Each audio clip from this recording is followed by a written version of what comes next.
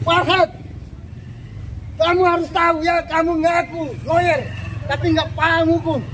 Sok kenbal hukum, menzolimi orang kecil. Bang, boleh jelaskan Bang kedatangannya ini ke rumah Bang Farhat Abbas seperti apa mungkin? Oke, baik. Jadi sebelum kami ke sini tadi, jam 11 sudah di rumah Bu Elsa Sharif. Cuman biasanya kalau di Bu Elsa Sharif, ya Bu Elsa Sharif itu diarahkan juga ke Farhat Abbas. Begitu juga sebaliknya, kalau ke Farhat Abbas diarahkan juga ke Elsa. Jadi tadi ke Elsa udah tutup, makanya teman-teman udah pada ke sini, ke rumah Farhat Abbas gitu. Ya, agendanya apa nih Bang? Mungkin kan agendanya terkait teman-teman UMKM ya, pedagang-pedagang ini. Kebetulan tadi juga ditelepon dari ada dana titipan ya, ada dana titipan yang mana dana ini belum dibalikin. Sementara urusannya di kepolisian tadinya udah selesai, dana titipan, dana yang disita pun udah kembali, tapi dana titipan yang diambil oleh Ibu Elsa dan Farhat Abbas serta Vidi Galenso Sharif itu belum juga dibalikin sampai sekarang. Makanya teman-teman pada menagih seperti itu dengan baik-baik tentunya. Ya, Bang, cerita dong Bang, dana itu bisa sampai, dana titipan itu bisa sampai ke Bang Farhat dan Bu Elsa Sharif nih. Ya. Baik, jadi dana tersebut bisa sampai ke Elsa dengan Farhat Abbas dan Vidi Galenso Sharif itu di tahun 2019 akhir atau di awal 2020 itu ada perusahaan UMKM yang mana dananya masuk ke dalam perusahaan, lalu kemudian perusahaan itu dianggap, dikira ya, dituduh pasal investasi bodong.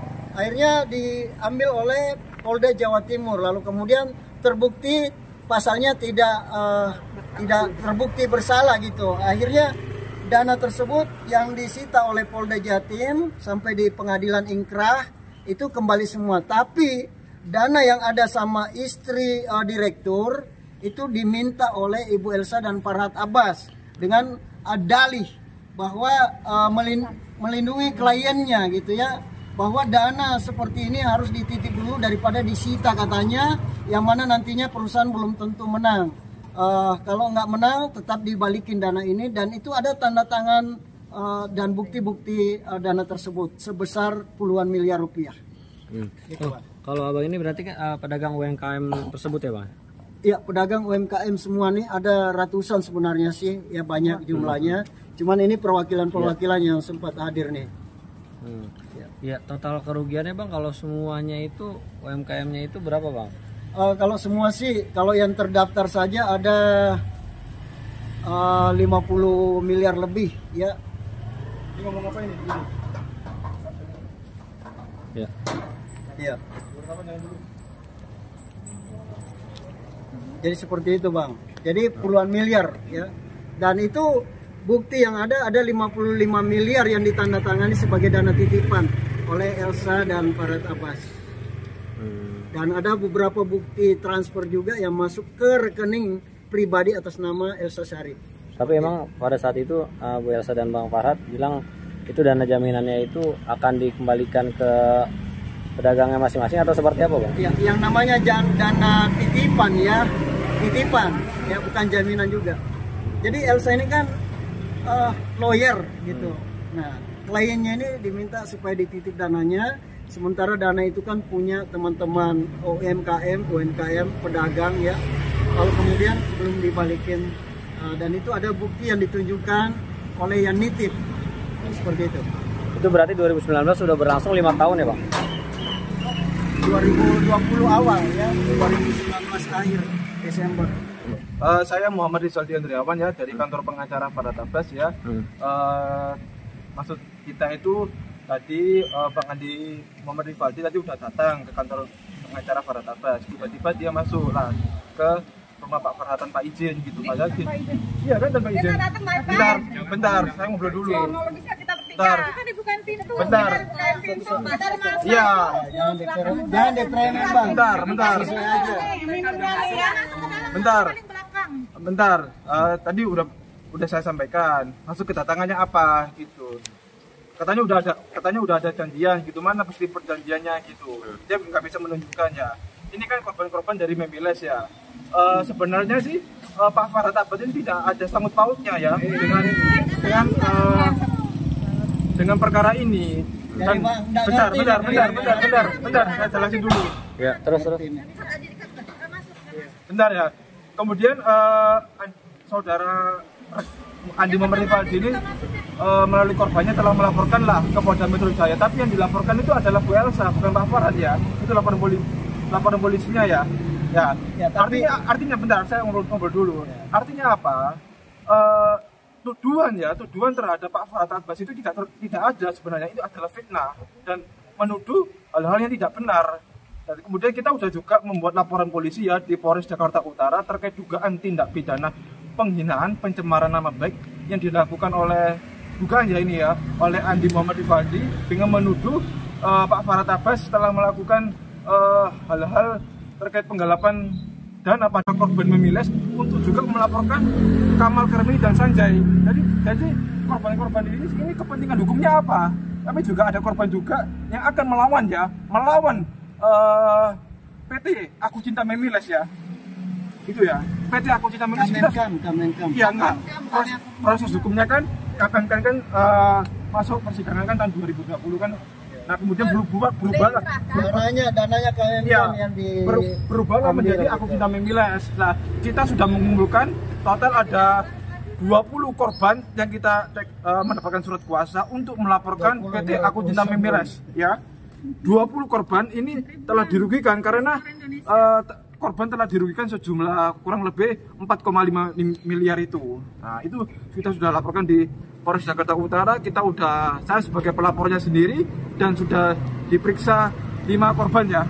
Nah nanti perkembangan selanjutnya akan dilakukan pemeriksaan terhadap korban-korban selanjutnya. Jadi sebenarnya tuduhan terhadap penggelapan dana ya terhadap Pak Farhad Abbas itu adalah tidak benar ya. Karena apa? Dana tersebut dipegang oleh Kam. Bukan. Kenapa? Kalau memang benar itu, kenapa laporan polisinya ditolak? Bukan ditolak, nanti ya, saya jelaskan. Itu laporan polisinya ditolak. Artinya apa? Yang dilaporkan hanya Elsa Sharif saja. Ya, bukan Pak Farhad Abbas. Artinya tidak ada sangkut pautnya sama sekali. Tentu polisi pintar sekali menilai peristiwanya ini ada nggak sangkut pautnya gitu. Nggak mungkin laporan polisinya asal-asal buat laporan polisi gitu. Pasti akan diteliti saksama, detail, ada nggak hubungan hukum, tidak ada sama sekali. Artinya ini janganlah kita itu tiba-tiba datang ke rumah orang ya, ke rumah orang. Loh, iya, kita datang baik-baik Pak. Iya. Nih, biar saya nggak selamat ya Pak, saya ojol ya. Iya paham. Saya datang baik-baik. Paham. Terus saya dikasih minum, saya disuruh masuk ke dalam, suruh duduk, dikasih minum, ini minumnya nih tadi. Tadi saya nanya, Pak Farhad ada di dalam. Paham, betul. Hah? Sekarang jangan memutarbalikkan fakta, mentang-mentang Anda pengacara, ya.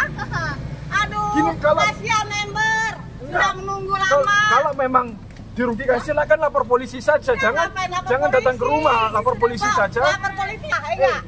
Kalau memang pihak dirugikan ya, dan ternyata dipakai oleh Pak Farhad, lapor polisi saja toh, laporan polisinya ditolak. Anda sudah menang, udah ingkrah, bebas. Itu berubah lah ke PT Aku Cinta Memiles, ini sudah lapor balik ini. Jadi PTKMNK, bukannya Aku Cinta Memiles, PTKMNK, ya ngerti, saya tekankan lagi. Pak Sanjay waktu digerbek ya, waktu itu investasi bodong, katanya ternyata memang menang bebas murni di Surabaya. Direkturnya Suganda kan, PT Aku Cinta Memiles. Direktur nggak ada direktur. Kita akan laporkan polisi itu. Jadi proses hukumnya kita sudah lapor polisi Polres Jakarta Utara dan segera akan dilakukan penyidikan dan penetapan tersangka. Jadi jangan membuat kegaduhan di kantor pengacara kita ya. Bang, kalau Bang Farhad sendiri kenapa nggak mau kasih statement langsung? Ya karena sudah diberikan kuasa kepada saya untuk keluar ngomong apa adanya. Tadi ngomong Pak Farhad Abbas mana? Ada di lantai 2. Abang dengan siapa bang namanya? Rizaldi. Iya. Sebagai pengacara juga di kantor Pak Farhad. Oke. Gitu.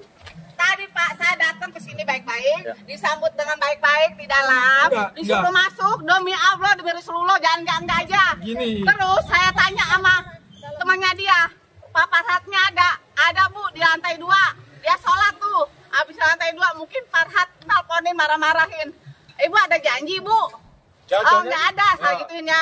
Dia janjinya sama Pak Ripadi, kalau saya bilang enggak, otomatis saya disuruh keluar dong. Hah? Ya, ini kan tadi kan sudah saya usir ya. Apa enggak ada kepentingan? Usir anjing, diusir. Tiba-tiba datang Pak, ke rumah sini. Nah, masuk gerombolan gitu. Halo Farhat, keluarkan duit saya. Duit member yang kamu sita. Ibu nuduh-nuduh sembarangan di media, hati-hati Bu. Apa? Loh, bisa kena proses hukum Ibu. Orang Pak Sanjay yang ngomong. Buktinya mana? Mana buktinya kalau memang Pak Farhat? Pak Ripadi. Iya, buktikan dulu. Kita member. Buktikan dulu, jangan ngobrol cuat-cuat di media. Jangan ya. Bang, abang, tadi abang sempat bilang katanya ibu ini gerombolan masuk tanpa izin, Bang. Sekarang maksud saya gini, Bang. Kalau tanpa izin kan ini kan rumahnya kan di pagar nih. Iya. Maksudnya pasti kan ada yang bukain dong. Tadi gini mobil masuk ya. Nah, tiba-tiba ibu ini masuk sembarangan gitu. Itu yang kedua, Pak. Itu yang kedua. Yang pertama kita datang baik-baik, disambut, disuruh duduk masuk dalam. Ini minumnya loh Pak, kalau kita nggak disambut ngapain dikasih minum? Nih minumnya nih, aqua loh. Maksud itu bos Mima di situ ditelepon ibu, betul? Coba betul. Pak Sanjay tadi menelpon Pak Andi. Pak Andi tolong bantu member ke Elsa Sarip. Itu kemudian bicara juga sama ibu. Bicara dana titipan. Ini kan sebenarnya kan Memiles kan telah merugikan banyak orang ya. Dia merasa dirugikan. Iya, enggak. Dia kan mengatur pengelolaan dana. Dia mengatur pengelolaan dana dan mengiming-imingi akan dapat reward ya, penghargaan ya. Bentar. Saya ngobrol dulu. Jadi gini Bentar. Saya ngobrol dulu Pak Andi tadi udah ngobrol. Enggak. Saya belum tadi, baru mulai tadi. Saya baru mulai tadi, makanya saya mau tanggapi. Sebenarnya kan Kam kan ada perusahaan yang bergerak di bidang periklanan. Dia menawarkan reward. Dia telah merugikan banyak masyarakat. Dana terhimpun dari masyarakat. Kemudian dari dana tersebut telah diproses hukum di kepolisian. Menang kok. Iya. Bebas murni. 8 bulan, Pak Sanjay. Oke, baik. Jadi saya kira yang diutus Bang Farhat ini ya pengacara nggak paham tentang ini. Ini simpel sekali. Dana yang dikunjungi oleh para member UMKM ya simpel sekali. Ini aja, nggak usah terlalu melebar. Bahkan sebut beberapa nama perusahaan, bahkan sebut laporan-laporan. Bahkan lebih fatalnya lagi menyatakan bahwa ya advokat itu tidak bisa dituntut oleh kliennya loh. Kalau seperti itu parah negara ini, parah hukum ini. Bisa advokat banyak advokat nantinya ya yang bisa menipu kliennya sendiri. Ini sudah terbukti nih kok. Ternyata pantas saja dana yang digelapkan tersebut puluhan miliar rupiah dikatakan ya tidak bisa dituntut oleh kliennya. Pantas saja disembunyikan. Buktinya ini yang punya semua nih ya para teman-teman member UMKM nih yang datang. Dan itu atas penyampaian dari Pak Sanjay dan bukti-bukti yang ada. Jadi nggak asal datang ke sini, mana mungkin kami orang-orang UMKM ya orang kecil seperti ini bisa berani mendatangi seorang pengacara yang berulang-ulang kali seperti Elsa Sarip dan Farhat Abbas. Bahkan yang dikatakan pencemaran nama baik itu pada saat kita aksi demo ya bersama dengan teman-teman ormas waktu itu juga membantu. Bayangkan sekelas ormas saja turun membantu, bisa di cross check. Ormas Grip Jaya membantu waktu itu karena mereka tahu bahwa dana ini adalah dana masyarakat yang diambil alih. Makanya tadi ya pengacaranya Farhat saya kira terlalu melebar lah. Coba Farhat lah yang menanggapi ya. Kalau masalah lapor-melapor kami nggak mau tahu itu, silahkan ya silahkan. Tapi ini intinya ada dana kami yang dititip dan itu yang perlu dibalikin kepada teman-teman para UMKM sekalian. Kalau abang pribadi kerugiannya berapa bang? Kalau saya pribadi ada 3 miliar dan sudah dikembalikan 500 juta. Ada 3 miliar karena saya mengolah film waktu itu. Kalau saya. Dan itu sudah diminta Bang Farhat bahwa dana Pak Andi aja dikasih katanya, tapi saya nggak mau. Saya melihat penderitaan member-member UMKM, dan ini amanat ke saya dari Pak Sanjay juga secara tulisan tangan, dan ada surat kuasa sepenuhnya ke saya bahwa tolong ditagih, ya, tolong ditagih dan berikan kepada para member yang memang membutuhkan. Ini ada itikat baik Pak Sanjay di sini sebenarnya. Jadi kalau masalah melapor itu, aduh, terlalu melebar lah ke sana ya. Seperti ada bukti-bukti, mungkin abang bawa bukti-bukti nggak sih bang ke sini bang? Kalau masalah bukti nanti saya ada WA ya, karena hujan tadi dan saya nggak bawa. Kalau masalah bukti juga udah masuk semua ke Elsa dan ke Farhat, tapi ada di handphone saya buktinya. Ya. Boleh kasih lihat bang bukti-buktinya bang di handphone bang? Nih, kalau saya sendiri ya ada buktinya. Dari telepon bos ini Sanjay kan telepon. Nih bukti. Ini Ntar bang. Nih Gantian buktinya ya. ya, kayak begini. Pak, tolong pegangin Pak. Handphone saya. Ini dari telepon si Sanjay kan itu bosnya. Ini cara-cara top up di Mimas waktu tempo hari ya. bicara juga, ini orang UMKM nih. Nggak, abang yang Nggak usah itu, nggak usah. Enggak udah Pak. Buktinya kan? Bukti yang ke Farhat maksudnya ya, Iya. ke Elsa. Nah, ini bukti dana mereka nih. Kayak begini Pak. Ini nih. itu apa boleh dijelaskan nggak bu? Saya beli Ini bukan ke Farhat, yaitu ke perusahaan. Ini tadi dana yang terhimpun di sini, dana yang terhimpun di perusahaan inilah yang diambil alih oleh Elsa dan Farhat. Itu intinya. Dana yang diambil alih, yang disita oleh Polda Jatim itu kembali semua karena perusahaan tidak terbukti investasi bodong. Tapi dana yang diamankan oleh lawyernya, yang mengaku lawyernya supaya nggak disita katanya, itu yang tidak dikembalikan sampai sekarang. Sehingga yang punya dana mengatakan bahwa itu akan dibagikan ke para member-member yang memang susah gitu ya. Dan ini ada banyak sekali nih, cuma yang datang ini masih perwakilan, banyak sekali yang mau datang. Jadi seperti itu, nggak ada hubungannya dengan lapor-lapor perusahaan. Ya, ini dana pribadi mereka nih yang diambil di rumahnya, istrinya Pak Sanjay, Ibu Kamini.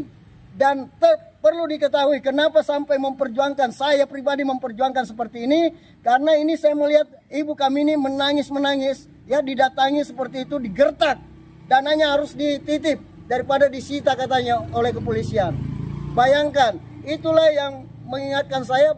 Meskipun saya ditawar dana pribadi saya mau dibalikin, saya mengingat bahwa ini adalah amanat dan saya akan memperjuangkan bersama teman-teman para UMKM bahwa dana ya yang diambil alih secara tidak wajar dengan dalih mengamankan dana kliennya ini harus kembali kepada yang berhak.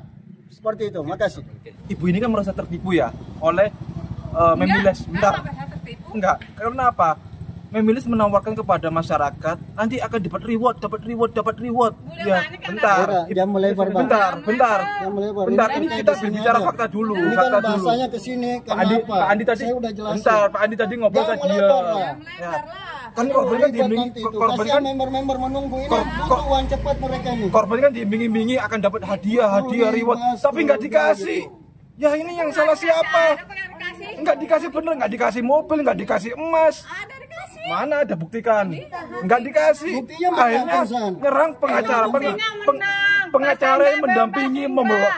Kalau Pak Farhat telah mendampingi di tahap penyidikan, dia sudah memberikan konstruksi dan alur pikiran agar pendampingan hukum itu secara maksimal. Ya, artinya korban ini merasa tertipu oleh perbuatan Direktur Memiles. Ya, karena apa? Tertipu dengan iming-iming akan dapat reward. Akhirnya malah ngejar ke pengacara. Seharusnya yang dikejar adalah sana. Yang kita kejar itu dana titipan. Itu yang harus dipahami ya. Itu yang harus dipahami. Dan kita Dana titipan, titik. dan kita kalau Pak Andinya cuat-cuat terus, kita sudah melaporkan balik ya pencemaran nama baik UITE di Polres Jakarta Utara pasal 27A dan pasal 45 ayat 4. Ancaman hukum pidana penjaranya 5 tahun. Ya, jadi jangan sembarangan menuduh advokat pengacara telah menggelapkan dana. Itu adalah tuduhannya fitnah, itu tidak benar. Artinya kan korban ini yang tertipu sendiri kan ya. Dia tertipu sendiri, nggak dapat apa-apa, nyerang ke pengacara. Cari yang sana, Sanjay ya. Cari yang sana. Enggak, iya, ibu kan nitipkan Sanjay. Kejar yang sana. Iya. Iya, paham, tapi kan ibu kan tertipu.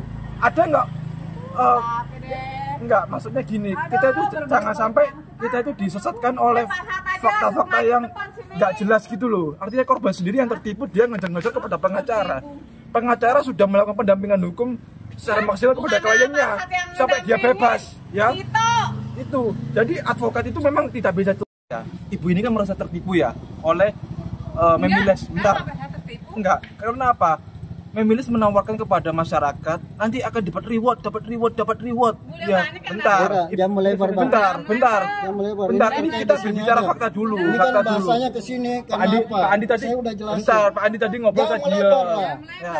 Kan korban kan korban kan member menunggu ini butuh uang cepat mereka ini. Korban kan diiming-imingi akan dapat hadiah reward, tapi nggak dikasih. Ya ini yang salah siapa? Nggak dikasih bener, nggak dikasih mobil, nggak dikasih emas. Mana ada buktikan? Nggak dikasih. Akhirnya nyerang pengacara. Pengacara yang mendampingi membawa. Kalau Pak Farhad telah mendampingi di tahap penyidikan, dia sudah memberikan konstruksi dan alur pikiran agar pendampingan hukum itu secara maksimal, ya. Artinya korban ini merasa tertipu oleh perbuatan Direktur Memiles, ya. Karena apa? Tertipu dengan iming-iming akan dapat reward, akhirnya malah ngejar ke pengacara. Seharusnya yang dikejar adalah sana. Yang kita kejar itu dana titipan. Itu yang harus dipahami ya, itu yang harus dipahami. Dan kita titipan, titik. Dan kita kalau Pak Andinya cuat-cuat terus, kita sudah melaporkan balik ya pencemaran nama baik UITE di Polres Jakarta Utara pasal 27A dan pasal 45 ayat 4. Ancaman hukum pidana penjaranya 5 tahun. Ya, jadi jangan sembarangan menuduh advokat pengacara telah menggelapkan dana. Itu adalah tuduhannya fitnah, itu tidak benar. Artinya kan korban ini yang tertipu sendiri kan ya. Dia tertipu sendiri, nggak dapat apa-apa, nyerang ke pengacara. Cari yang sana, Sanjay, ya. Cari yang sana. Enggak, iya, ibu kan nitipin Sanjay. Kejar yang sana. Iya. Iya, paham. Tapi kan ibu kan tertipu. Ada nggak?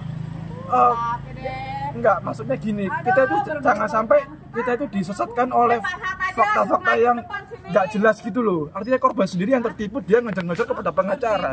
Pengacara sudah melakukan pendampingan hukum secara maksimal kepada kliennya sampai dia bebas, ya. Di atas. Aduh, ya Allah. Tolonglah fasilitasi suruh dia keluar, ini gimana caranya solusinya? Win-win solusinya gimana? Tahu butuh duit. Ya kalau memang ada buktinya proses saja langsung. Ngapain Enggak, proses, Pak? uang kan ada di sana, di kamp. Ngapain minta ke Pak Farhad? Apaan dong lah yang dibahas? Apaan kan udah selesai. Kembalilah ke pemberian kliennya, bukan kamu sudah pengacaranya. Udah dibayar. Jangan pancing emosi orang, Bos. Teriak-teriak, ini mancing ini. Udah senang. Mancing itu. Orang sudah susah begini baru dipancing-pancing. Kenapa? Dia teriak keluar. Sini. Orang sudah rugi begini mau diteriakin. Jangan pancing emosi kami ya, jangan.